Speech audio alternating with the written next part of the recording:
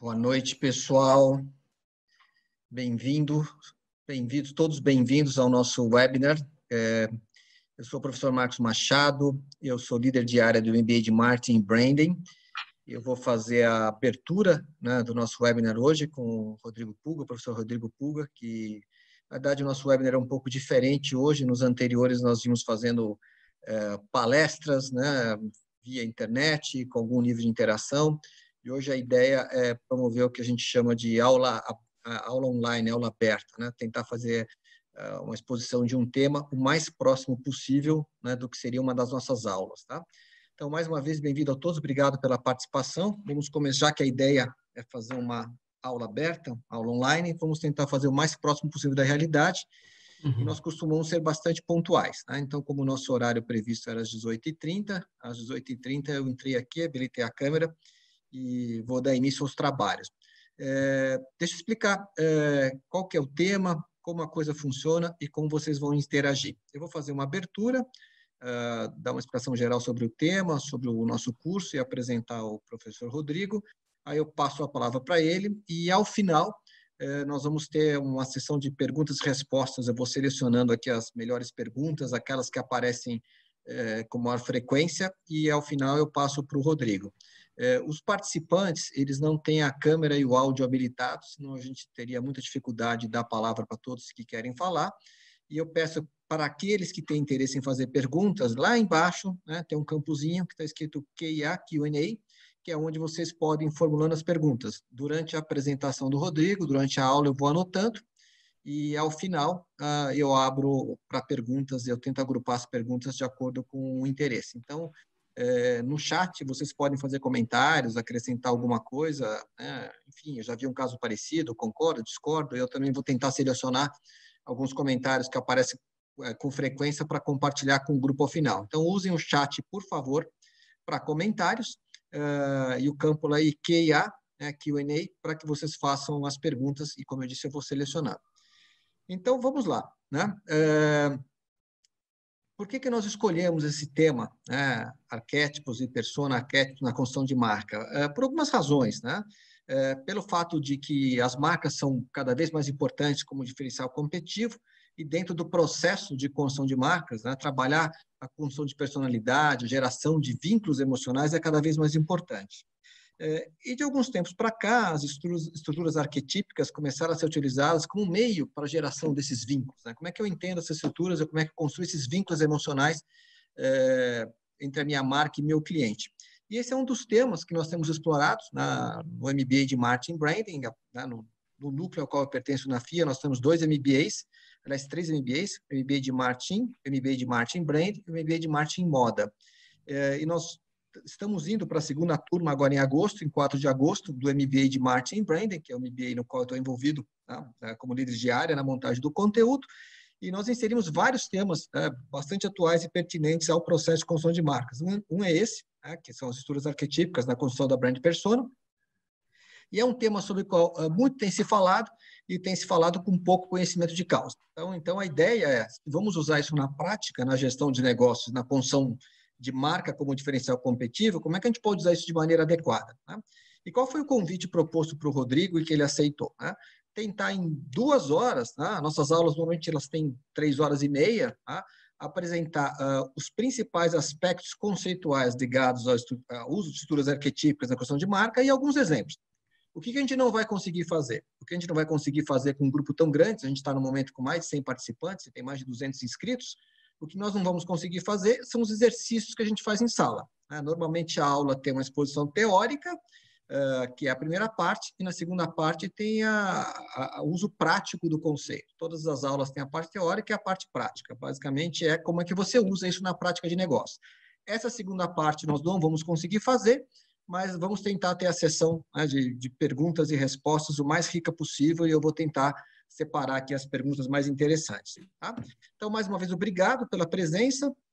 Rodrigo, seu microfone está mudo, agora você soltou, a bola está com você, e obrigado por aceitar o seu convite.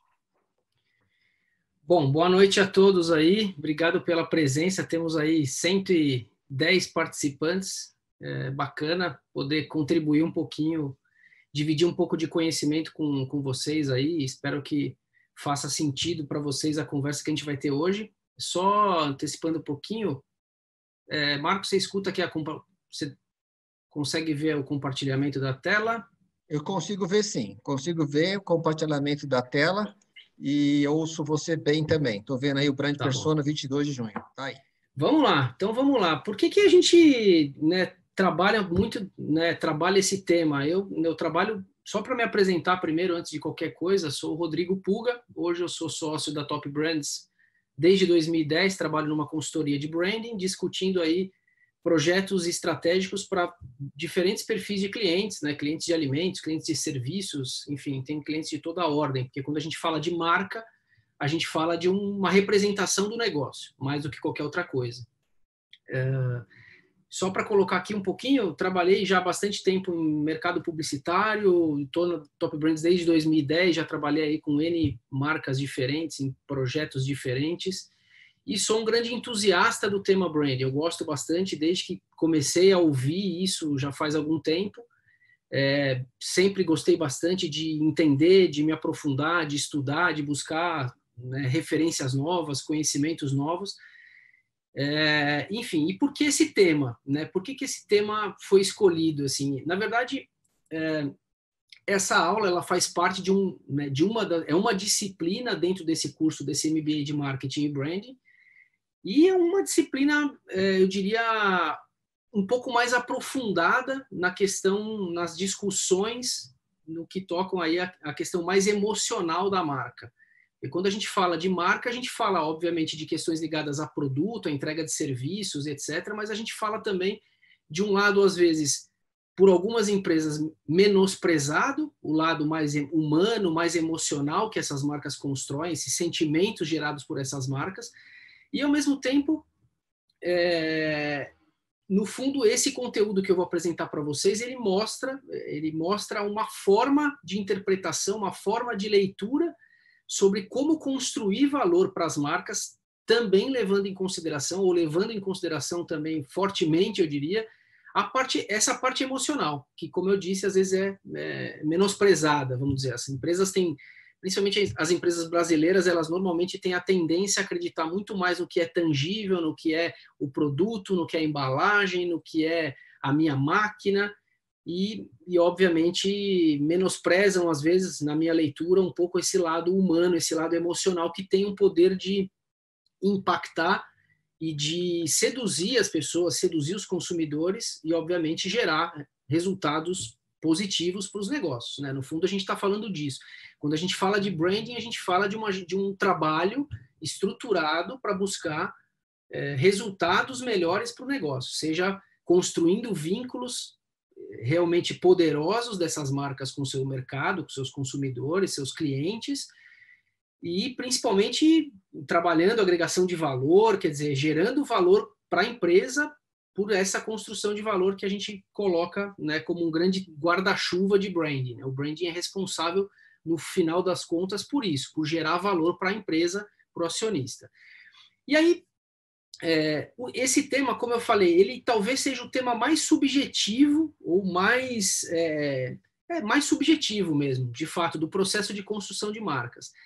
E por que ele é subjetivo? Porque ele toca em relações afetivas, em questões comportamentais ligadas ao ser humano, não somente àqueles consumidores de uma determinada marca no seu determinado mercado. Então, e aí a ideia desse conteúdo de hoje é mostrar para vocês, primeiro, a importância que a construção de significados tem para o fortalecimento da marca e qual é a minha visão pessoalmente e a nossa visão na consultoria sobre esse tema, né? Como que a gente pensa esse processo de construção do que a gente chama de brand persona, quer dizer, como é que a minha marca ela vai transmitir características humanas para o meu mercado e o que faz sentido eu transmitir, o que eventualmente não faz o menor sentido eu transmitir. Né? Então, aqui o conteúdo, ele como eu falei, ele é bastante subjetivo, mas ele tem sempre, no final das contas, um objetivo maior, que é gerar valor para a marca por meio dessas conexões emocionais cada vez mais fortes, mais viscerais com o consumidor. Tá? Posto isso, pessoal, vou entrar... Rodrigo, Deixa eu Pode só falar. fazer uma pergunta para os participantes. Vocês estão vendo uma tela em que tem pontos 1, 2 e 3 ali? Do lado. Alguém pode, por favor, no chat confirmar, por favor? Ok, então as pessoas estão vendo, vamos Perfeito. dar sequência, só um comentário. Quem no chat colocou que não está vendo a tela, pode ser a questão de minimização da sua própria tela, tá? Então, lá em cima do lado direito, você tem ali um quadradinho, é ali que provavelmente você tem que aumentar ou diminuir sua tela. Desculpa a interrupção, Rodrigo. Não, tranquilo. Vamos Pode lá. seguir. Bom, vamos lá, pessoal. Então, o primeiro capítulo aqui que eu queria colocar para vocês é a importância da gente pensar os significados da marca, né? Uma coisa importante que eu queria colocar antes de qualquer coisa. Esses conceitos de uso dos arquétipos para a construção de marcas, ele é um tema relativamente novo, tá? Existem alguns autores de livros e de conceitos que abordam isso. Esse aqui é um deles. O Mark Batten é um autor, ele tem um livro que chama O Significado da Marca.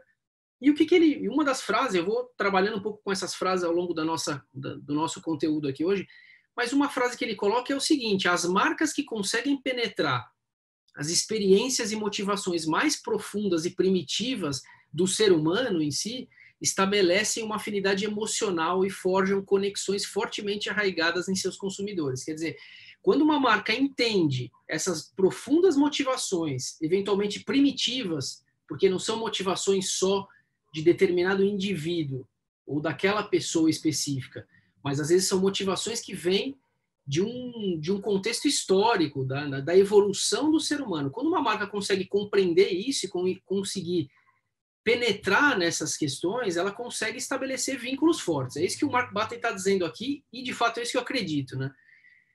Como é que se deu esse processo? Como é que as marcas ou as empresas começaram a se atentar mais para esse tipo de construção subjetiva, extrínseca da marca? Quando que isso aconteceu? Vamos lá, vamos voltar um pouquinho para o passado, né? No começo, a comercialização de produtos não exigia o que a gente chama de muita inspiração. Você tinha lá um sistema de produção eficiente, aqui é uma linha da Ford, que foi a primeira montadora mundial, né, a estabelecer aí uma linha de produção organizada, mas uma vez que você desenvolvia isso, e você tinha, obviamente, uma distribuição eficiente, isso por si só já era suficiente para essas empresas terem sucesso nos seus respectivos mercados. E o que a gente começou a perceber é que, ao longo do tempo, as empresas começaram a sofrer impacto de concorrentes. Quer dizer, outras empresas também passaram a ter a tecnologia nas mãos, ter os processos estabelecidos, ter as pessoas, né, que gerenciam esses processos produtivos. E isso começou a gerar o quê?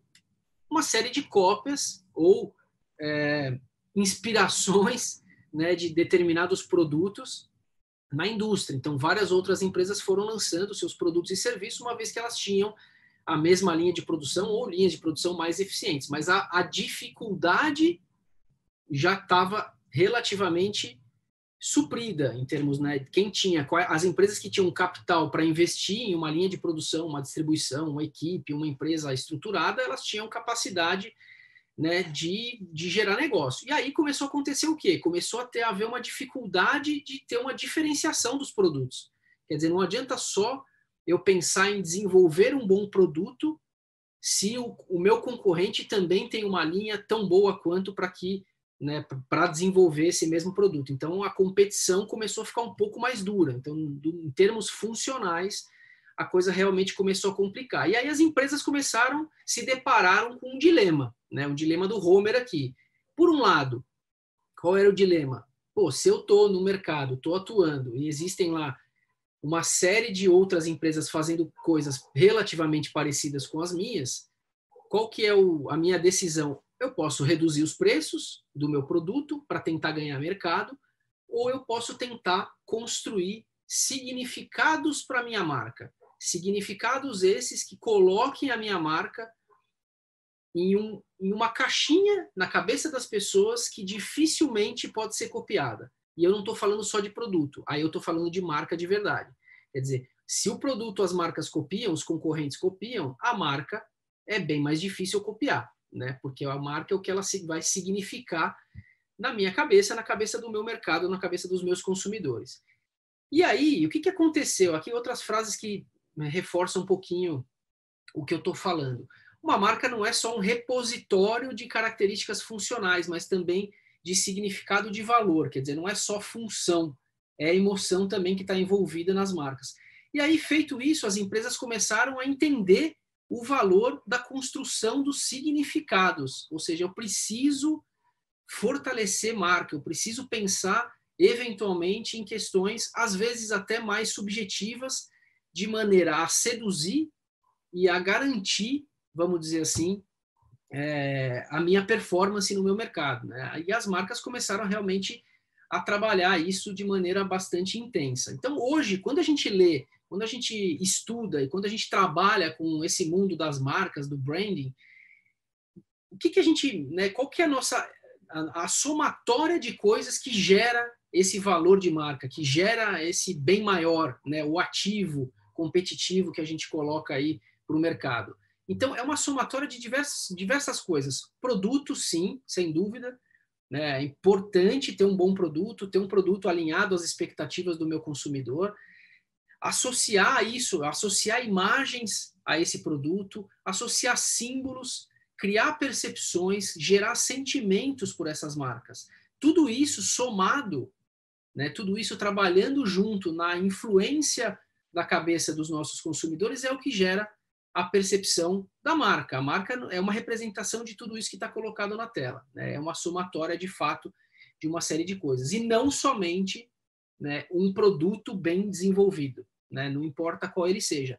Pensar marca somente associada a um bom produto, hoje em dia, é bem difícil a gente conseguir só competir com um bom produto. Né? Já visto aí o que as empresas gastam não só em desenvolver bons produtos, mas em tentar construir todos esses outros elementos que estão colocados aqui, as imagens, os símbolos, gerar as percepções positivas, seja pela comunicação, seja por um atendimento comercial eficiente, enfim.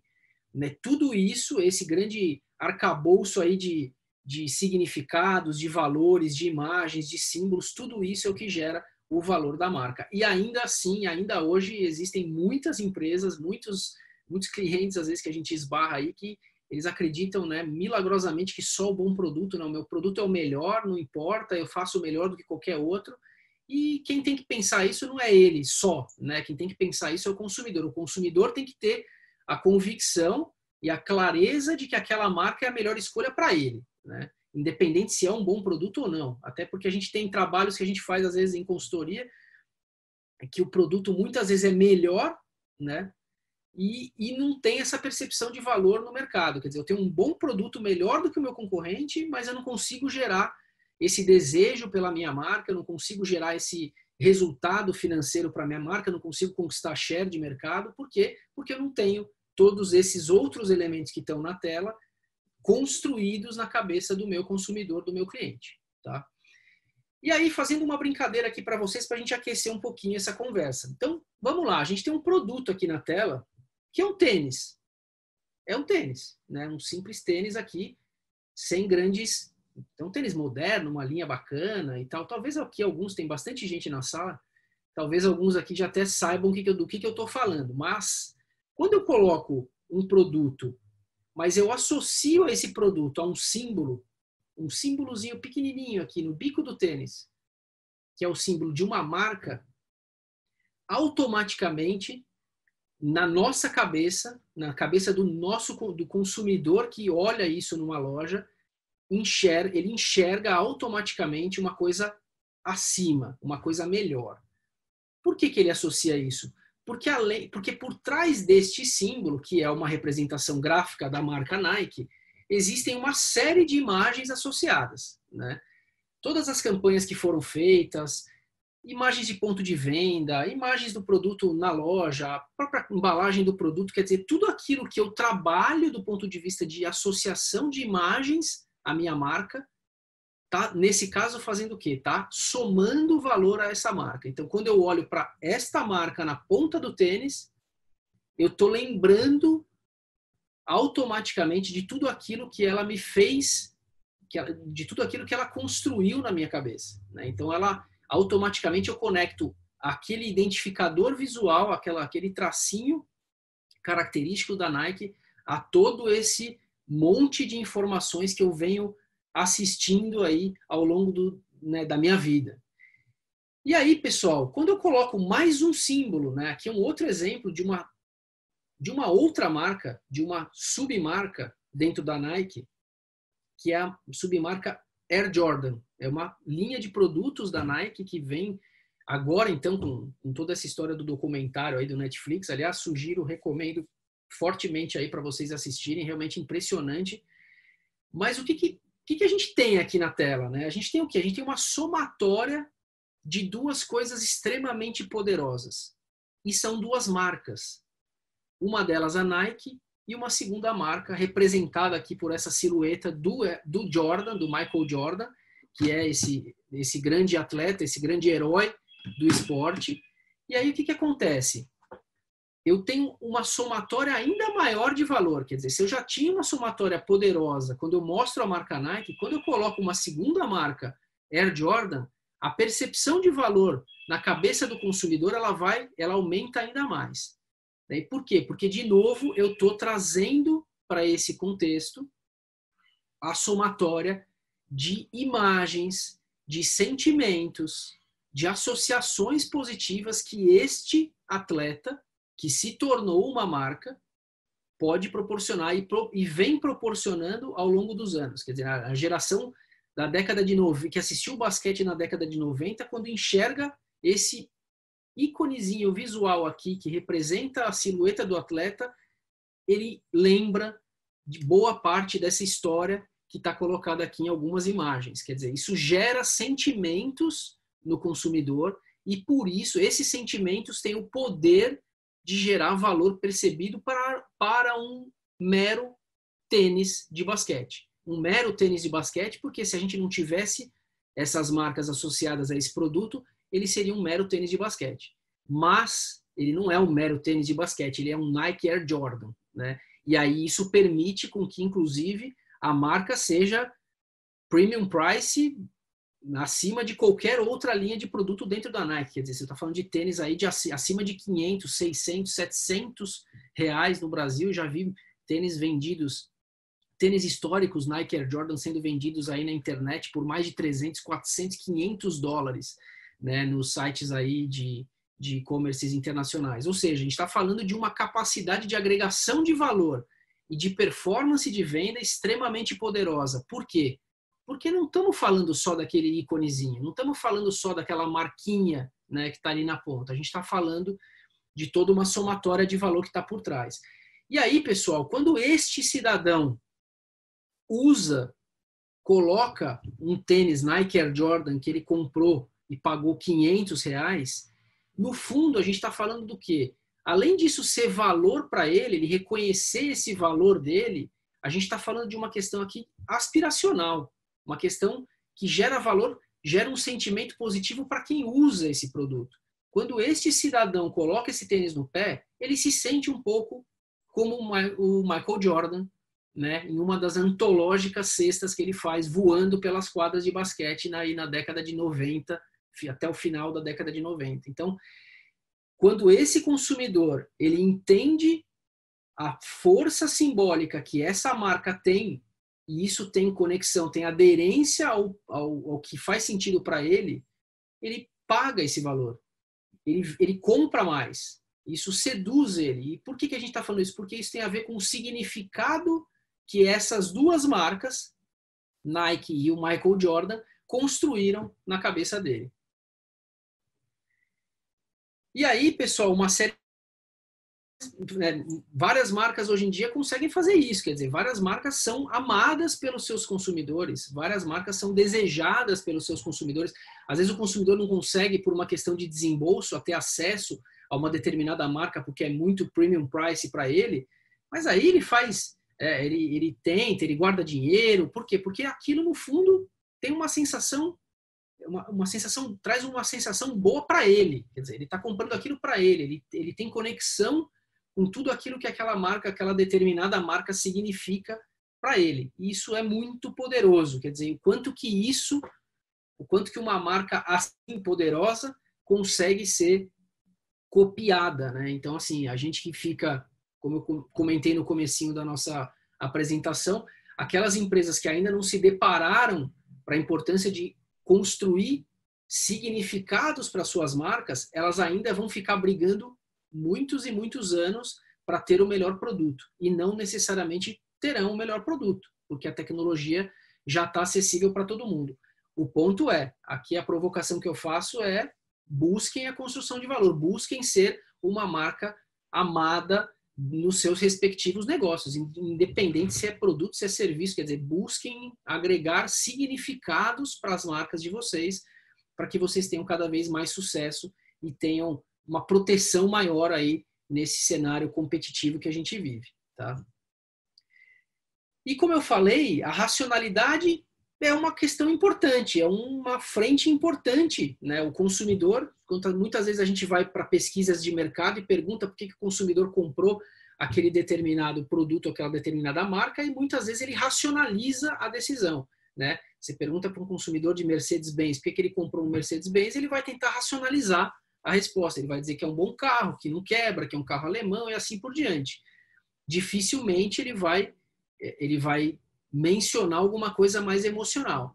Mas o fato é, essa emoção, ela existe, ela move essas pessoas e ela move por uma série de razões. Algumas facilmente explicadas e outras mais dificilmente explicadas. Aqui, que a gente coloca dentro da teoria aí, do que a gente chama dos arquétipos de marca, existem algumas motivações, né? Algumas motivações do ser humano. O ser humano se move de algumas formas, pelo seu próprio repertório, pelas experiências de vida aprendidas, mas também por essas questões aqui, racionalidade inconsciente, emoções semiconscientes e impulsos biológicos. Às vezes eu me movo por uma necessidade de, eventualmente, de me alimentar, eu tenho um impulso me movendo em tais direções, mas ao mesmo tempo eu tenho questões racionais inconscientes que me movem sem que eu tenha consciência disso e algumas emoções que também me movem. Quer dizer, o ser humano ele é complexo na sua explicação psicológica, né? E aí, o que a gente faz? A gente trabalha, né, olhando, né, a gente, digo, eu pessoalmente, em consultoria, em projetos que a gente faz, eu trabalho olhando para isso, né? Olhando também para o lado emocional, afetivo, irracional, às vezes, tem muitos comportamentos irracionais que a gente vê até hoje em dia, né? Enfim, e a gente precisa entender isso. Se a gente não entende isso, se a gente fica só olhando a característica do produto, a gente não constrói valor no mercado, hoje em dia, cada vez com mais dificuldade, né? Vamos lá, mais algumas frases para ilustrar um pouquinho da conversa aqui. O significado de uma marca é o seu ativo mais precioso e insubstituível. Quer dizer, dificilmente eu vou conseguir copiar o que essa marca significa na minha a marca de determinada empresa significa. O significado fala o sentimento, fala do lado intuitivo do público e cria uma afinidade emocional. Porque, no fundo, a gente está falando, pessoal, de criar empatia entre um negócio e um cliente, e um consumidor, entre uma marca e um consumidor. Quando eu tenho essa empatia, quando eu tenho essa questão bem estruturada e bem planejada, acho que a palavra é essa, eu tenho mais chance de gerar uma empatia e uma afinidade emocional. As marcas fortes, elas conseguem gerar essa afinidade emocional porque elas despertam essa empatia no seu mercado, não somente porque elas são bons produtos ou serviços, tá? E aí, só para a gente fechar esse primeiro capítulo, então, só para resumir, a importância da gente pensar a construção de significados de marcas e pensar em como influenciar os consumidores, potenciais clientes, para a gente conseguir, né, dentro de um cenário cada vez mais competitivo, a gente ter uma capacidade de diferenciação, não necessariamente funcional, eventualmente emocional. Quer dizer, eu quero ser a marca escolhida no meu mercado, seja ele qual for, porque além de eu entregar os meus bons produtos ou serviços, eu tenho um poder de persuasão, de sedução e que consigo criar uma afinidade emocional que vai me gerar resultados mais efetivos no médio e longo prazo, tá? E aí a gente entra nesse segundo capítulo, que é o que a gente trabalha um pouquinho dos conceitos de arquétipos ligados à construção do que a gente chama de brand persona. O que são? Como é que isso, né, começou a acontecer? Então, existe, né, a princípio, existe a teoria dos arquétipos, ela não foi pensada para isso. Ela está sendo utilizada para esse processo de fortalecimento das marcas. Haja visto que as marcas constroem suas respectivas personalidades. Então, no fundo, a gente usa algumas referências desse pensamento do Jung, né, que é um dos grandes autores, pensadores e, né, da psicanálise mundial, ele desculpa, esqueci o nome. E a gente utiliza esses conceitos justamente para buscar esse fortalecimento. Freud e Jung, desculpe, esqueci o nome.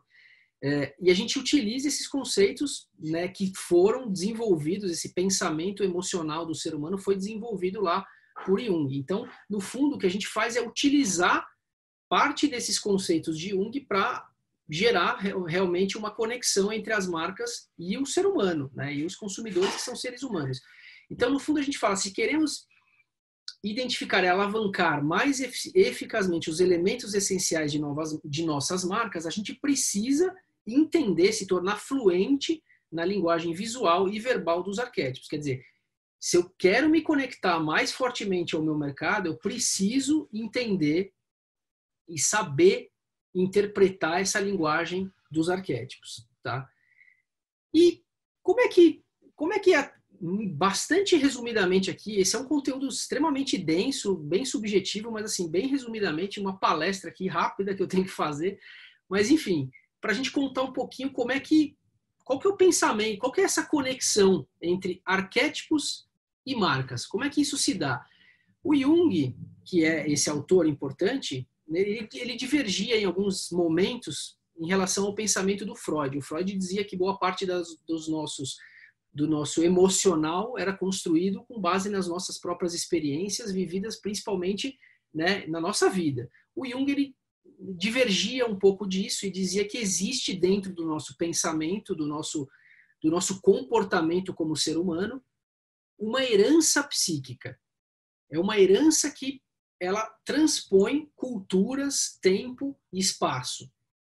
São heranças. A gente carrega isso ao longo da nossa vida. A gente nasce com isso, né? Esse é o tido pelo Jung como o inconsciente coletivo.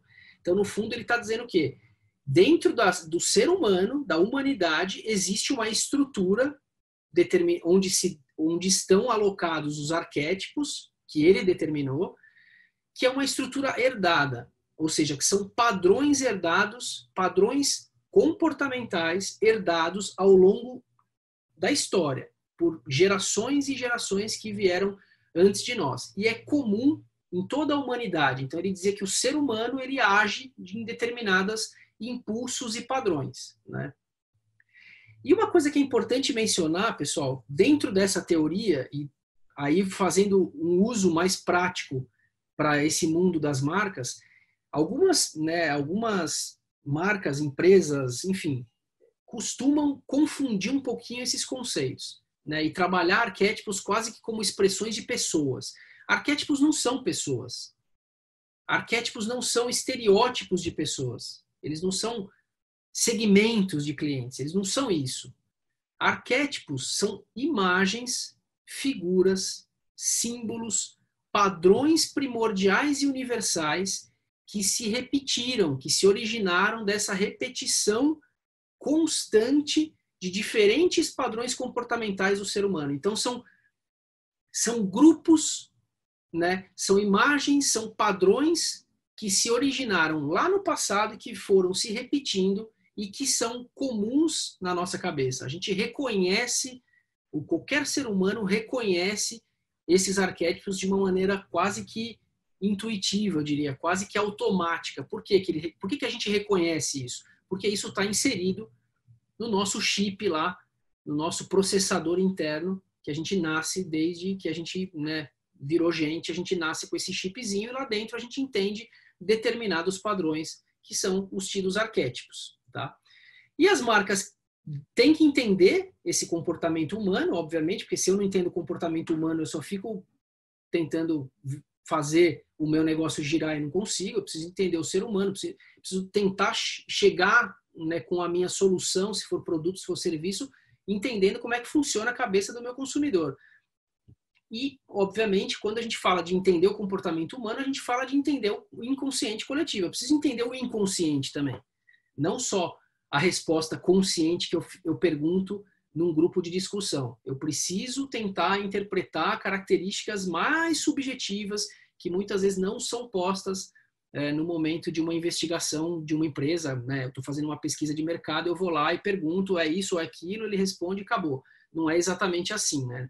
Principalmente nesse conceito de brand persona, enfim, construção de personalidade de marca, a gente precisa entender muito mais como é que o consumidor se move, o que ele faz, o que ele busca, quais são suas aflições, seus desejos, do que efetivamente só ficar ligado à minha categoria. Eu preciso entender o contexto todo da minha sociedade para poder colocar minha marca dentro desse contexto, né? E uma marca que se baseia, obviamente, se eu estou falando que os arquétipos são uma representação, né, do padrão comportamental do inconsciente coletivo das pessoas, uma marca que usa ou que utiliza esse conceito para construir a sua brand persona, no fundo, ela está dialogando diretamente com esse inconsciente coletivo do consumidor dela. Quer dizer, ela está pegando quase que um atalho mental quando ela está fazendo uso de uma maneira, né, habilidosa ou prudente ou planejada, ela está conseguindo fazer um uso interessante e somando valor para o consumidor, né? Construindo uma conexão direta lá, forjando aquelas conexões profundas dentro do ser humano, dentro do consumidor dela. E aí, dentro dessa teoria dos arquétipos, pessoal, o que é interessante assim, né, a gente notar? Dentro dessa teoria do Jung, existe o que eles chamam de teoria motivacional. O que é a teoria motivacional? O Jung determinou que o ser humano é movido em determinadas direções. Existe um certo agrupamento de comportamentos, o que move as pessoas. Existem alguns agrupamentos onde o ser humano acaba se dissipando um pouquinho. Então, aqui, existem dois eixos, né? O eixo da vertical, que é esse que eu coloquei aqui agora, ele fala de duas coisas. Ele fala de estabilidade e controle, quer dizer, o ser humano ele precisa buscar essa estabilidade e controle. E, ao mesmo tempo, por outro lado, ele também precisa, para se sentir bem, ele também precisa buscar exatamente o extremo oposto. Quer dizer, eu experimento momentos de estabilidade e controle, mas, ao mesmo tempo, a minha motivação me impulsiona para o lado oposto desse controle, que é justamente o extremo inferior aqui, que é o do risco ou ousadia. Então, o ser humano ele se move em todos esses eixos. Não é que a gente é só uma coisa, a gente só é extremamente controlado, ou a gente é extremamente arrojado, arriscado. Não, a gente se move nessas duas direções. Ora a gente está em um lugar, ora o ser humano está em outro. E da mesma forma, no eixo horizontal aqui, existem momentos onde o ser humano precisa ter o seu processo de socialização, ele precisa fazer parte de um grupo, ele precisa estar na sua sociedade, mas ao mesmo tempo ele tem impulsos motivacionais que o movem para o lado direito aqui, que são necessidades da sua independência, da sua expressão de individualidade. Então são extremos opostos e que, de novo, a nossa psique fica o tempo todo buscando equilíbrio, navegando entre esses extremos aqui, né? O que acontece? Quando a gente começa a olhar esses eixos aqui da teoria motivacional, quando a gente olha, por exemplo, o eixo de cima aqui do estabilidade e controle, a gente vê aqui, né, uma série de pessoas se movem nesse eixo de segurança, em busca de segurança e estabilidade. Quando, por exemplo, a gente compra um seguro, ou quando a gente toma um remédio, ou quando a gente, né, eventualmente trabalha por muito tempo na mesma empresa, a gente está buscando o quê, pessoal? A gente está buscando justamente esse eixo do controle, da estabilidade.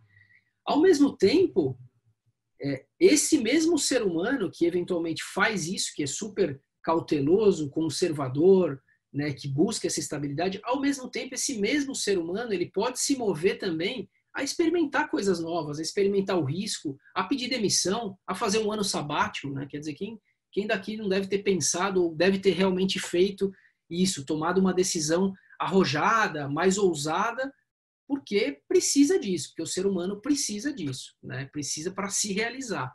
Então, essa é a navegação entre os eixos, aquele eixo da vertical que eu mencionei aqui nesse slide. A mesma coisa é o eixo da horizontal, quer dizer, a motivação do ser humano coloca ele tanto para situações onde existe uma necessidade de socializar e, ao mesmo tempo, de ser um indivíduo e passar um tempo sozinho e refletir, e pensar sozinho, e tomar as próprias decisões sozinhas. Enfim, nós, seres humanos, agimos, né, nesses eixos e de uma forma não caricata, não presa a um eixo específico ou a outro. A gente navega o tempo todo. Uma explicação lógica aqui, uma brincadeira que eu faço para vocês, pensando nesse primeiro eixo de estabilidade, controle e o risco e a ousadia, quer dizer, o ser humano que se move que tem uma preponderância maior para a estabilidade e para o controle, talvez ele realmente não seja exatamente só isso, né? Essa aqui é uma frase de um ex-CEO da Harley Davidson, o Rich, e ele diz o quê? O que eles vendem, quer dizer, o que a Harley Davidson vende para o mercado é a capacidade de um contador de 43 anos vestir roupas de couro e rodar por cidadezinhas, fazendo com que as pessoas tenham medo dele.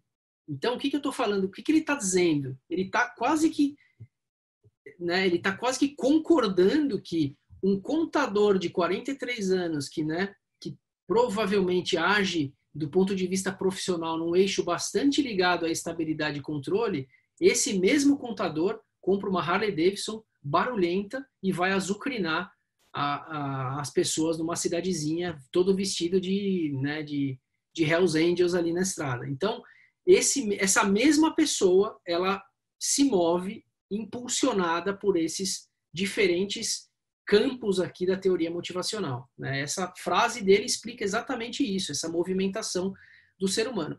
E dentro dessa teoria motivacional, dentro desses campos, é que o Jung organiza ou agrupa os 12 arquétipos que ele determinou, que são aqueles padrões comportamentais que eu mencionei lá no inconsciente coletivo. Então, dentro desses eixos, existem figuras, padrões comportamentais que o Jung batizou com nomes parecidos com esses, né? Porque estão interpretações de Jung, tem nomes um pouco diferentes, né? Eu vou mencionando ao longo da explicação aqui para vocês entenderem. Mas, basicamente, ele agrupa ele determinou esses 12 tipos de padrões comportamentais, né? De figuras ou padrões arquetípicos, e ele agrupa esses padrões arquetípicos de acordo com essa teoria motivacional que está aqui. Ou seja, no campo de cima eu tenho, no eixo da estabilidade e controle, eu tenho o criador, o prestativo e o governante, que são 3 arquétipos. No eixo de baixo, né, o que busca risco ou ousadia, eu tenho o herói, eu tenho o fora da lei, eu tenho o mago. Enfim, são diferentes expressões, diferentes arquétipos, mas que eles estão razoavelmente agrupados justamente porque eles têm um fio condutor ali que o move preponderantemente para um eixo desse ou outro, né? Então, por isso que o Jung organiza dessa maneira. O fato é, pessoal, uma coisa importante que tem que ser dita. Quando a gente começar a falar um pouquinho desses arquétipos aqui na aula de hoje, existem pessoas que são mais tendenciosas a determinados campos daquela teoria motivacional. Porque quando você começa a entender, estudar um pouquinho mais isso, você começa a lembrar de pessoas. Nossa, eu conheço uma pessoa que é mais isso, eu conheço uma pessoa que é mais governante, eu conheço mais uma pessoa que é mais fora da lei, eu conheço uma pessoa que é mais assim. Vamos dizer, são arquétipos, né, o que a gente coloca aqui, são arquétipos modo default desses indivíduos. Quer dizer, eles têm a tendência a puxarem mais para determinado padrão comportamental, porque é a própria identidade do ser humano, daquela pessoa específica. Mas, de novo, não necessariamente cada indivíduo é só uma um padrão comportamental só ou um arquétipo só, mas eles navegam o tempo todo. Isso quer dizer o quê?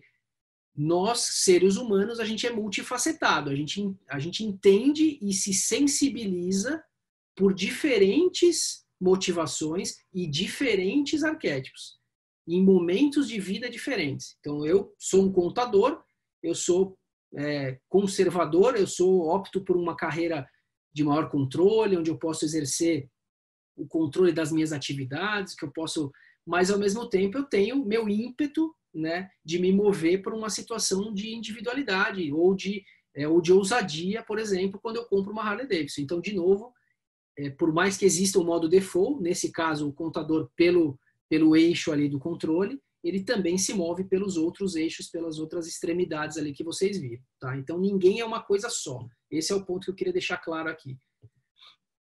E aí o Mark Batten, eu acabei de falar isso, nós seres humanos somos multifacetados, uma série de arquétipos podem nos tocar dependendo das nossas necessidades e circunstâncias em determinado momento. Né? Então, em determinado momento da minha vida ou em determinado momento do meu dia, por exemplo, eu posso me tocar com determinadas motivações humanas e eu fico o tempo todo navegando naqueles eixos da teoria da motivação. Tá? E aqui são os 12 arquétipos de Jung. Então, né, na parte de cima em verde ali, a gente está falando daquele eixo do controle. Embaixo, a gente está falando do risco ou ousadia.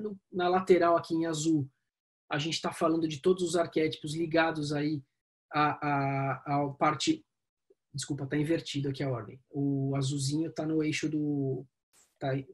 esse azulzinho está no eixo inverso. Pode falar, Marcos. Depois dá uma olhadinha que tem uma mensagem para você no WhatsApp, que eu só te dei um toque de um assunto aí. Tá. Obrigado. Okay. Segue aí. Bom, vamos lá. E aí, pessoal, o que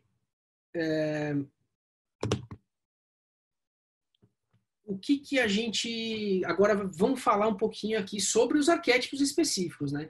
Então, aqui, cada um dos arquétipos estão alocados dentro desses campos da teoria motivacional. Isso aqui é uma tela só para mostrar para vocês como que eles se organizam de acordo com a teoria do Jung. Né? Então, estabilidade e controle, pertença a grupo, risco, ousadia e do indivíduo. A gente vai entrar especificamente em cada um deles, eu vou falar um pouquinho mais rápido hoje, porque a aula é meio curta, mas eu vou falar um pouquinho de cada um deles. O que eu adianto é que esse conteúdo ele pode ser bastante aprofundado, né? Quando a gente faz trabalhos, a gente estuda profundamente sobre esse tema e até para entender como que conecta determinado arquétipo a determinada marca, porque não dá para a gente simplesmente escolher um arquétipo, escolher o cardápio, entre o cardápio dos 12 arquétipos, escolher um e fazer uso disso para a marca. Não funciona assim, né? Não é tão simples quanto isso. Então, eu vou tentar passar aqui rapidamente pelos arquétipos e no final tem uma conclusão ali de como que a gente costuma trabalhar ou como eu acredito, né, que tem que ser trabalhado para a gente poder fazer um uso interessante, estratégico e ao mesmo tempo planejado desses arquétipos, tá? Vamos lá, o criador é o primeiro arquétipo que eu coloco para a gente discutir aqui. Basicamente, ele aparece na figura de um artista, de um escritor, de um músico, de um inventor.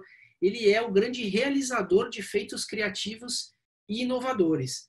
E ele proporciona, obviamente, esse ímpeto para a criação de novos produtos, né?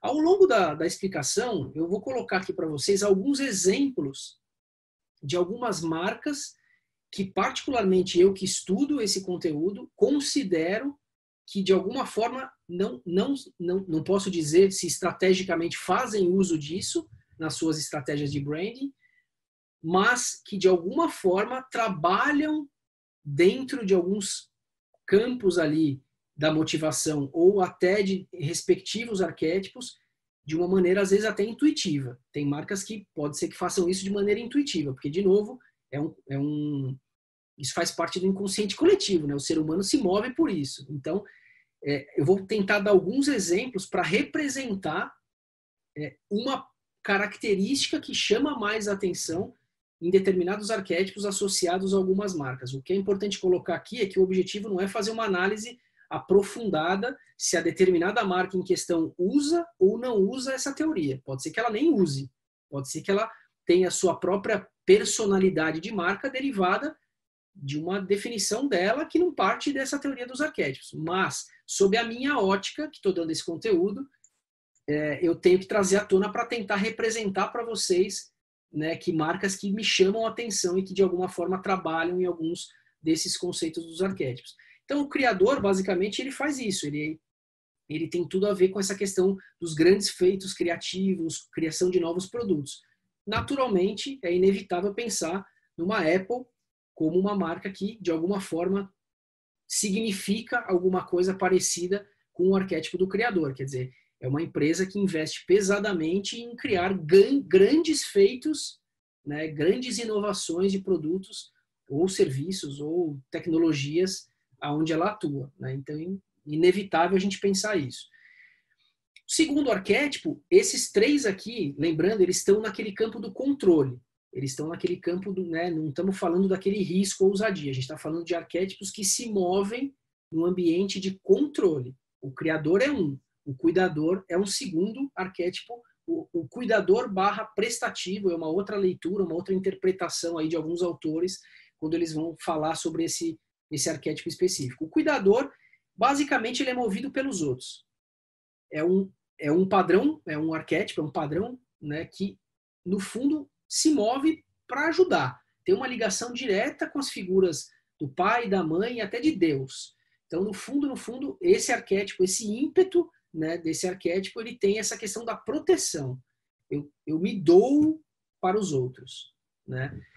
É o arquétipo associado ao zelo, ao cuidado, à proteção, né? Tem uma forte ligação com a família, quer dizer, a gente se sente num ambiente estável, num ambiente controlado quando a gente está em família. E marcas que fazem isso, né, que trabalham, e um ponto importante, esse é um arquétipo que desenvolve vínculos de empatia e confiabilidade. Por quê? Porque alguém que faz por mim, alguém que se move por mim, que cuida de mim, me transmite o quê? Confiança, me gera empatia e me transmite uma sensação de confiança.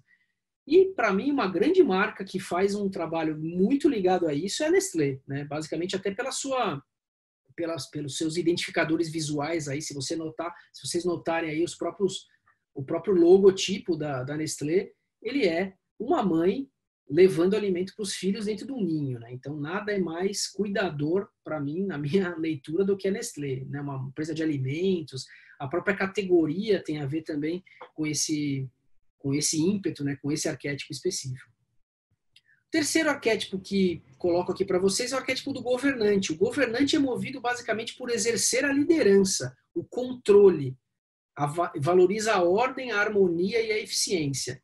É alguém que está lá, que se move para controlar as situações, para colocar ordem nas situações. E eventualmente, esse arquétipo ele pode ser, né, a grande armadilha dele é se tornar mandão, autoritário e virar um grande mandão mesmo, virar um grande mandão e exercer uma liderança a qualquer custo, né? Por quê? Porque ele é movido, esse arquétipo também é movido por aquela, na teoria motivacional, pelo quadrante ali do controle. Então, né, ele tem essa questão de exercer, valorizar a ordem, a harmonia e etc. Aqui um exemplo, tá, de uma marca que não necessariamente usa, como eu comentei, mas que nessa comunicação específica, ela de alguma forma está exercitando esse arquétipo do governante. Essa é a Daniela. Ela é responsável pelo último teste de qualidade da cervejaria Brahma.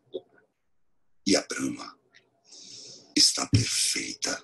Por isso ela está se sentindo rigorosa, poderosa, uma deusa. Você me manda. Quando você se sente, isso pede Brahma. Tudo bem, pessoal? Só uma representação aqui de uma ideia, de um filme que, de alguma forma, trabalha a marca Brahma nessa situação, nesse arquétipo associado a esse arquétipo do controle. Quer dizer, eu preciso ter a qualidade melhor possível, o padrão de qualidade Brahma e assim por diante. Agora a gente vai entrar no segundo campo ali, de pertença e grupo. Lembra daquele campo na esquerda, lá no eixo vertical da esquerda?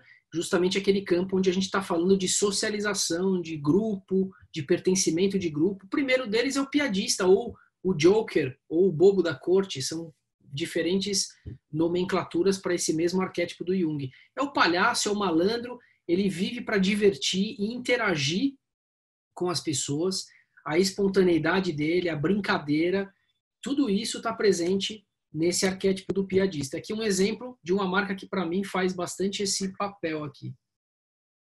Skol ensina como queimar o filme no churrasco. É só chegar de sunga de crochê, pochete, blazer de ombreira, óculos New Wave, ensaiando passos de lambada na ilustre companhia do Beto Barbosa.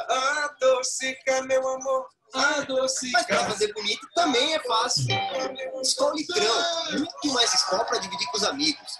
O jeito mais redondo de economizar. Beto Barbosa, me presente esse meu amigo aí. Bom, é uma marca que trabalha bastante a história da irreverência, da brincadeira. A Skol sempre, né, a cerveja da galera, ela está sempre nesse campo da socialização. Importante essa palavra para mim, para essa marca. O cara comum é um outro padrão, um outro arquétipo que está associado a um comportamento mais despretensioso. Ele não tem a intenção de chamar a atenção. É um arquétipo muito mais ligado à questão da democracia.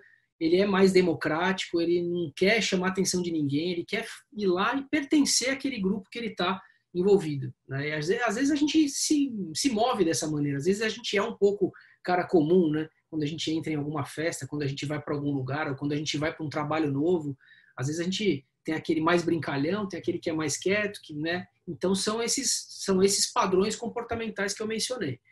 Aqui uma marca que para mim tem muito a ver com isso, né? A marca Havaianas. É uma questão de simplicidade, uma marca democrática que dialoga aí com pessoas, né? Tem uma Havaianas Swarovski e uma Havaianas super simples, então uma marca que consegue navegar em diferentes perfis de público. Então, no fundo, para mim tem uma interpretação, eu interpreto como sendo uma marca que trabalha um pouco nesse ímpeto do cara comum. Um terceiro arquétipo desse campo aí do grupo, né, da pertença do grupo, é o amante. O amante é movido pela sedução, por buscar conexões profundas, intimidade, amor e prazer.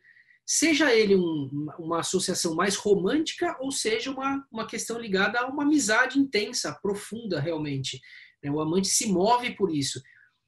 Tem, né, esse padrão, esse arquétipo específico de Jung, ele tem o desejo de se sentir atraente, de seduzir. Ele tem uma questão de prover uma atmosfera prazerosa de sedução e é isso que ele faz para conseguir entrar e fazer parte daquele grupo específico, porque justamente ele está atuando naquele campo da socialização. Aqui uma marca que acredito que faz isso bem.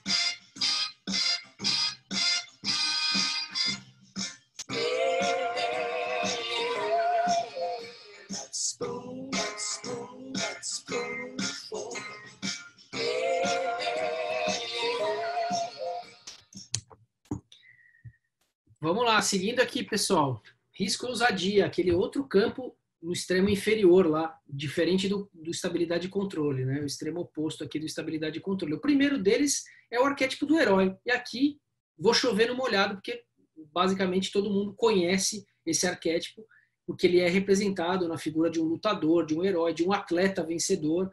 É um arquétipo que possui uma ambição extremamente forte e ele tem clareza sobre essa ambição. O herói ele tem consciência de que essa determinação, de que essa ambição que ele tem o coloca como sendo alguém realmente com uma capacidade de exercer esse heroísmo todo, né? Marcas que trabalham isso, basicamente a marca olímpica trabalha isso, né?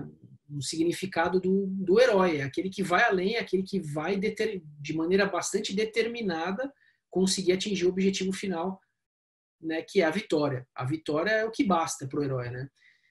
Outro outra marca, né? Não deixa de ser uma personalidade, Ayrton Senna, que obviamente virou marca, né? E é utilizado por algumas empresas justamente em produtos de altíssimo valor agregado. Quer dizer, se eu estou falando da McLaren mais top do mundo, é a McLaren Senna. Se eu estou falando da Ducati mais top do mundo, é a Ducati Senna. Por quê? O mesmo pensamento lá do Nike Air Jordan. Quer dizer, uma vez que eu empresto, uma vez que eu enxergo o valor nessa determinação, nessa superioridade até presente no arquétipo do herói, eu me conecto a essa marca Ducati Senna ou McLaren Senna, né? O próprio Nike Air Jordan, ali, a marca do Jordan, pode ser colocada aqui como arquétipo do herói também. E impressionante como no documentário ele se mostra extremamente determinado para conseguir tudo aquilo que ele conseguiu, né? Todos os títulos que ele conseguiu. Isso é impressionante como ele realmente, essa é uma característica totalmente presente aí. Fora da lei, um arquétipo às vezes meio incompreendido, mas comumente associado à rebeldia, né? O ímpeto do arquétipo do herói é alguém que é fiel aos próprios valores, alguém que não aceita os valores dominantes na sua cultura, alguém que vai extravasar mesmo, vai quebrar tudo se precisar, porque ele tem uma busca que é dele, né? E ele se torna muitas vezes uma figura aspiracional por esses ímpetos, por esse baixo conformismo, né? Essa busca realmente por uma certa rebeldia, ela desperta no ser humano uma certa interesse, né? Uma aspiração. Se eu pudesse, talvez eu seria um pouco mais fora da lei, né? Romperia um pouco mais os padrões. A própria Apple, olha que interessante, eu coloquei a Apple lá atrás como uma empresa que se associa ao arquétipo do criador, mas para mim ela também se associa fortemente ao arquétipo do fora da lei, principalmente porque ela é uma empresa extremamente disruptiva, a começar pela sua identidade visual, aqui representada por uma maçãzinha mordida, né? Não é só uma maçãzinha, é uma maçãzinha mordida, porque ela tem esse ímpeto também. Então, de novo, o exercício que eu faço não existe um cardápio onde eu escolho um ou outro para usar para minha marca. Isso tem a ver com a minha própria identidade, a minha própria personalidade, que às vezes tem a ver com a origem da empresa, os seus fundadores. Quer dizer, no fundo, você pode fazer uma série de interpretações a partir desse tema. O mago é um outro arquétipo interessante, muito associado à transformação, a mudanças positivas, né? Porque, de alguma forma, ele trabalha essa questão dos poderes especiais, é um bruxo, um visionário. Então, muitas vezes empresas de tecnologia, né, que trabalham grandes feitos, grandes inovações, como o Google, por exemplo, na minha leitura, tem uma relação forte com esse arquétipo do mago. Quer dizer, alguém que provê quase que o oráculo da informação mundial, para mim, tem uma conexão direta aqui com o mago, que é o que está presente nessa tela. E por último, os 3 últimos arquétipos aqui, que se movem ali naquele campo da independência do indivíduo. O primeiro deles é o inocente. O inocente, ele tem uma relação, ele quase que deseja um mundo utópico, né? Ele passa o tempo todo em busca de um paraíso, de uma vida tranquila, né? De um sonho meio inatingível. Ele passa uma característica de ser alguém mais ingênuo, muitas vezes associado a questões de prazeres simples, básicos, fundamentais, muito associado a figuras infantis, muitas vezes. As crianças são muito isso, né? Elas estão em formação da sua psique, então muitas vezes elas transmitem essa sensação de um arquétipo do inocente. Aqui coloquei uma representação do Forrest Gump, que para mim é um clássico aí do inocente, porque ele tem essa figura do inocente, né, de maneira muito, muito intensa, né, desse mundo utópico, etc. Existe uma marca que inclusive chama Innocent, é uma marca de smoothies, de sucos e bebidas inglesa. Ela chama Innocent, não à toa, porque de fato ela se mostra bastante inocente, não só na sua marca, no seu nome, mas na sua proposta de comunicação. Ela se vende abertamente, ela mostra os ingredientes que estão lá dentro da sua embalagem, ela explica ao consumidor como é que faz o suco, o smoothie dela. Então, aqui uma brincadeira com embalagens que ela, em determinadas sazonalidades aí do ano, eles dão brindes, mas é uma marca que trabalha essa aqui certamente trabalha, né, com esse arquétipo do inocente presente aí na sua brand persona. Uma marca que na minha leitura também faz um pouco uso disso é a própria do Bem, né? A marca do Bem aqui no Brasil, que hoje pertence à Ambev, mas ela nasceu lá no Rio de Janeiro e ela tem também essa questão do inocente, parece que bem presente, né? Na sua comunicação, nas suas embalagens, na sua nomenclatura, quer dizer, ela fala de quem ela compra, onde ela compra, como que ela produz, ela é transparente, ela tem essa característica de trabalhar esse atributo de transparência com o seu consumidor, e isso, de novo, gera um impacto muito interessante, um vínculo muito interessante com o consumidor. A própria Walt Disney, né, não deixa de ser um tanto utópico pensar que a Walt Disney Amusement Parks, né, que é a submarca ali da Disney, a Disney é um monstro, uma corporação enorme, tem várias marcas, mas falando especialmente dos parques de diversão da Disney, existe aí certamente uma influência desse arquétipo do inocente, porque de fato é um mundo utópico, é o lugar mais feliz do mundo e, né, boa parte de vocês já deve ter ido lá visitar e tal e deve saber o que eu estou falando. Então também tem uma relação na minha leitura sobre isso. O explorador também tem um ímpeto da individualidade, ele se move por si próprio, ele não se move pelos outros. Esse arquétipo é muito interessante, porque ele se move para buscar as próprias experiências. Ele não se move para mostrar isso para alguém. Ele não se move para, né, construir esse repertório, essas vivências que ele tem para os outros. Ele faz isso para si próprio. É uma sensação de inquietude, né? O que move muito fortemente marcas que se associam com esse espírito de liberdade, de aventura, de individualidade, né? Preciso ter a minha individualidade. Então, o explorador aqui representado por uma marca como Timberland.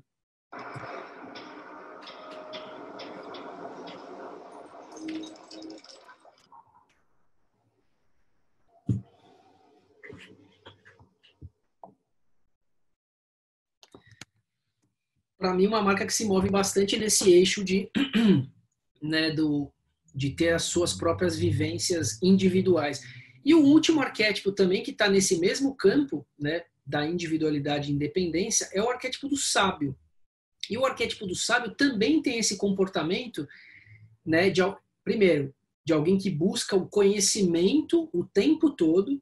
O sábio é alguém que é um arquétipo que nunca está satisfeito de fato com o conhecimento que tem. Aqui é uma representação do Sócrates, né, que é um dos maiores estudiosos da humanidade aí, que, né, entendia de tudo um pouco, estudava de tudo um pouco, mas alguém que se move com ímpeto próprio, se move para obter um conhecimento cada vez mais aprofundado e para ter as suas próprias opiniões, não se move pelos outros, se move pelo seu próprio ímpeto. Então aqui o sábio é representado muitas vezes, né, pelo pesquisador, pelo professor, que compartilha esses conhecimentos, mas que busca esses conhecimentos de uma maneira sem fim, está sempre buscando conhecimentos novos e tem uma característica interessante que é se tornar uma fonte de conhecimento. Então, marcas que eventualmente trabalham com essa estrutura arquetípica do sábio, normalmente têm um conhecimento maior em seu determinado mercado, né? Uma delas, um exemplo aqui só para ilustrar um pouquinho para vocês, uma análise minha, é o KFC. Quer dizer, se alguém pensar em frango frito, não existe ninguém melhor do que KFC para fazer isso. É a que mais conhece, é a que é mais antiga, é a que elaborou a melhor receita. Quer dizer, o conhecimento, a sabedoria que essa marca tem nessa categoria específica de frango frito, de comida pronta, frango frito, KFC tem acima das outras, né? Isso é uma característica emblemática nessa marca. Pessoal, o recado era esse. Infelizmente a gente não vai conseguir finalizar porque a gente tem pouco tempo aqui. Espero que tenha feito sentido. Assim, o meu recado só para vocês é importante que a gente tenha consciência de que, de novo, isso aqui não é um cardápio para escolher e seguir, né? Não vamos escolher um arquétipo para nossa respectiva marca e acreditar que isso vai mover, né, vai mover o nosso consumidor. Não, isso é tomar essas decisões aqui, quando a gente trabalha eventualmente em alguns projetos de consultoria, a gente estuda a aderência disso à marca e, obviamente, passando por análises internas, quer dizer, como que é a cultura organizacional daquela empresa, se ela comporta determinado arquétipo ou não, né? Se é importante que ela se associe a um outro arquétipo porque ela está deficiente em alguma questão. Então, são trabalhos mais profundos, né? Não dá para realmente resumir, um conteúdo bastante denso, bem subjetivo, como eu mencionei, mas espero ter contribuído aí com vocês e muito obrigado pelo espaço aí, Marcos, a FIA também, a todos da FIA, agradeço aí. Bom, Rodrigo, obrigado a você. Eu vou compartilhar aqui algumas perguntas do grupo, né, para você tentar responder, só deixando claro para os participantes, né, que obviamente num espaço de uma hora e pouco, a gente não consegue dar todo o conteúdo de uma aula, né? Quer dizer, a gente começa meio na apresentação, vai meio do fim para o começo, né? O que são os arquétipos, alguns exemplos de marcas que estão apoiadas em estruturas arquetípicas, ficou faltando, que seria o conteúdo da aula, como é que se constrói brand persona, né? Como é que eu agora, né? Quer dizer, tomo a decisão numa estratégia de construção de brand equity, que arquétipo usar, que estrutura arquetípica usar e assim por diante. Rodrigo, tem algumas perguntas interessantes aqui. A primeira, que é uma pergunta, eu acho que recorrente, mas que é sempre boa a gente, né, passar por ela, que é: eu consigo, né, quando eu tenho um produto ruim, um produto inferior, por meio da marca, construir uma marca superior? Lembra que no começo da aula você falou, poxa, às vezes a gente tem um produto que é superior, mas não consegue transmitir o valor desse produto superior por meio da marca. E o contrário, né? Dá com base num produto ruim para passar por cima? O que você tem a dizer para nós sobre isso? Eu diria que na largada acho difícil, né? Você construir com um produto ruim, eu acho difícil. Talvez ele possa estar alinhado às expectativas do seu respectivo consumidor. Não existe um produto totalmente ruim ou totalmente bom. Existe o que é bom para mim e o que não é bom para mim, né? Se eu tiver alinhado à expectativa do meu público-alvo, não há problema nenhum. Agora, normalmente, as pessoas se relacionam com a categoria, né? Se eu vou buscar um chocolate, por exemplo, eu busco minimamente uma comparação com outros players que estão nesse mesmo mercado. Eu estou competindo com outros players que estão no meu mercado. Então, se todo mundo faz um produto ruim, talvez eu possa fazer um produto ruim também. Agora, se boa parte das pessoas faz um produto bom, adequado ao paladar, não dá para eu querer só entregar o lado emocional da marca por meio da brand persona, se eu tiver uma coisa muito abaixo daquilo que o meu consumidor espera e daquilo que os meus concorrentes praticam. Então, acho que é uma questão de análise, né? De você olhar para onde você vai, qual é o segmento que você quer atuar, qual é o público-alvo que você quer atingir, qual a expectativa que esse público tem. Eu tenho que minimamente me igualar ou estar acima, e aí eu combino isso com a questão das associações com a personalidade de marca. Então, assim, depende do mercado. Complementaria, milagre não dá para fazer, né? E assim, quando a gente fala de construção de brand equity, quer dizer, o ponto de partida sempre é um bom produto, né? O que acontece, que é importante frisar, que a gente fala de arquétipos, de storytelling, de brand experience, parece que são só essas coisas que contam. Na realidade, não é bem assim, né? A gente tem um cenário em que na maior parte dos produtos e serviços a gente tem muita equiparação técnico-funcional. Então, diante desses cenários, esses aspectos eles acabam ganhando, os aspectos emocionais ganhando mais importância. Agora, quando de fato você tem um diferencial funcional gritante e perceptível, você deve explorar esse diferencial, né? Vamos lembrar da época que a gente tinha medo que os bancos quebrassem, né? Hoje nós não corremos esse risco, né? Felizmente, né? Mesmo numa crise como a gente está vivendo agora, ninguém está falando de banco quebrar.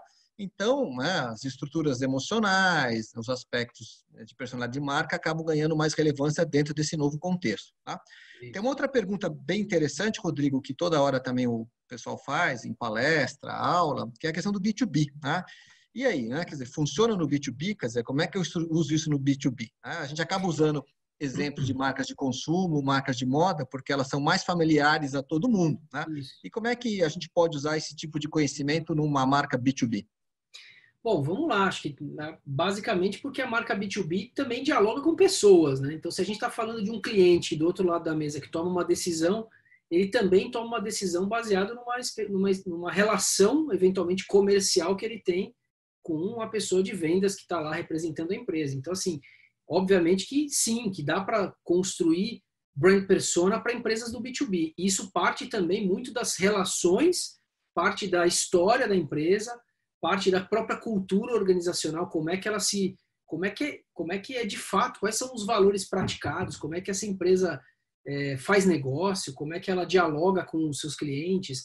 Tudo isso tem que se levar em consideração, não é simplesmente escolher um arquétipo que vai fazer mais sentido e ignorar tudo isso. Não, absolutamente. Respondendo à pergunta, sim, é possível. Marcas no B2B também são marcas, também constroem percepções e significados, e a brand persona é parte dessa entrega de valor. O relacionamento que se tem com uma determinada marca, seja ela no B2B, no B2C, também faz diferença na hora de comprar um produto ou um serviço. Tá certo. E no caso mais uma pergunta aqui, Rodrigo, que apareceu, no caso de marca pessoal, do branding pessoal, né? Funciona? Dá para usar esse tipo de estrutura no processo de construção de marca pessoal? Como é que eu acho que ter o conhecimento, acho que assim, a gente usa muito essa expressão no branding que não dá para a gente inventar uma mentira e sair contando essa mentira para o mercado, porque dificilmente o mercado vai absorver isso como alguma coisa realmente interessante. Então, assim, é óbvio que o conteúdo é relevante também para uma marca pessoal. Como vocês viram ali, a marca do Ayrton Senna talvez não tenha nascido assim, mas ela tem uma preponderância do herói por conta da própria personalidade. A expressão da própria personalidade da pessoa a coloca em um lugar específico. Então, assim, o conhecimento dos arquétipos certamente agrega para uma construção de uma personal branding aí nesse caso. Mas, obviamente, a gente não consegue simplesmente ignorar a própria personalidade e passar por cima disso e escolher como se fosse, como eu brinquei, como se fosse um cardápio, eu quero ser esse e vou agir assim. Mas, eventualmente, em alguns comportamentos que essa pessoa for construir para o mercado, talvez ela possa fazer uso de algumas referências dos arquétipos para construir valor, sim. Quer dizer, se eu preciso construir uma maior credibilidade em algum mercado específico, eu posso fazer uso de algum conhecimento que eu tenho e usando aí a estrutura do arquétipo do sábio, por exemplo. E assim por diante, né? E complementando a sua resposta, né, quer dizer, nós como professores, consultores, vez por outra a gente escuta um comentário que me deixa bastante desconfortável, né, marqueteiro, né, rimando com marceneiro, trambiqueiro, etc. Marketing não é comunicação, não é propaganda, muito menos comunicação ou propaganda enganosa, né? E aí quando você fala de branding, às vezes acontece alguém, né, que fala, escuta, eu preciso encontrar uma essência relevante para minha empresa, para minha marca. Já começa mal quando a pergunta vem assim, né? Ou você tem ou você não tem uma essência, você não inventa a essência, né? O que você pode, isso quando você vai para o branding pessoal, mais ainda, né? Quer dizer, você pode usar as estruturas do conhecimento para potencializar aquilo que já é relevante. Isso, agora, não dá para você se tratar como um produto, né? Quer dizer, nós não somos assim, né? Aí fica aquela coisa completamente falsa, né? Enfim, eu acho que essas eram as principais perguntas, né? A gente acabou já se adiantando até um pouquinho no nosso horário. Tem algum comentário final que você gostaria de fazer, Rodrigo?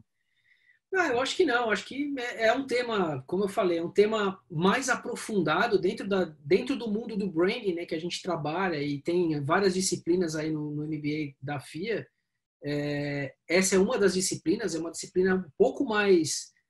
não é uma disciplina introdutória, vamos dizer assim, uma disciplina um pouco mais aprofundada, né, Marcos? Porque de fato ela é um conteúdo, um conceito bem mais subjetivo, mais ligado às relações humanas.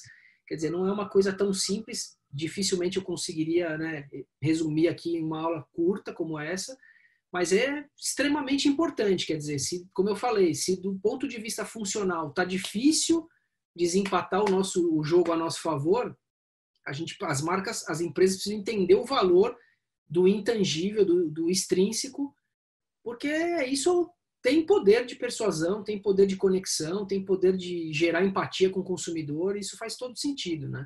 As empresas que não se depararam com isso ainda, acho que elas estão um pouco para trás, minha leitura. Tá ótimo. Rodrigo, mais uma vez, obrigado. Eu sei que você teve um dia longo hoje, trabalhou o dia inteiro. O pessoal não sabe, mas é seu aniversário, né? E você esteve aqui conosco hoje, né? Então, obrigado, né, de ter estendido o dia até um pouco mais tarde.